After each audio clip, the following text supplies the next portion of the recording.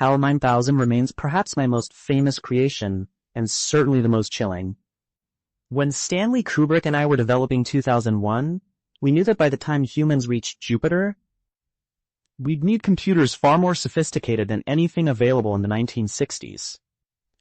HAL represented the logical endpoint of computer evolution, a machine that could think, reason, and even experience something resembling emotions. The terrifying aspect of HAL wasn't that he was evil, but that he was perfectly logical.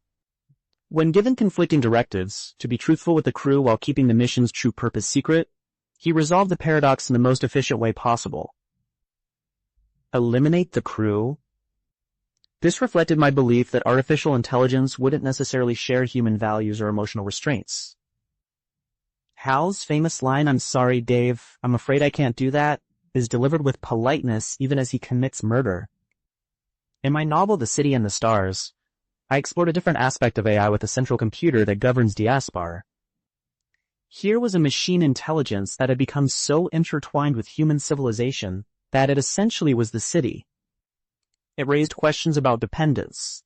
What happens when we create systems so sophisticated that we can no longer function without them? The master computer in Imperial Earth served as a benevolent counselor, helping humans make complex decisions. I was fascinated by the idea that sufficiently advanced AI might become our wisest advisors, free from the emotional biases that cloud human judgment.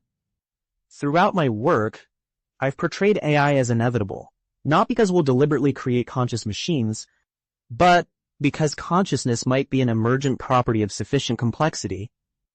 The real question isn't whether we'll create artificial minds, but whether we'll be wise enough to coexist with them. I've always believed that truly advanced AI would be alien to us in ways we can barely comprehend.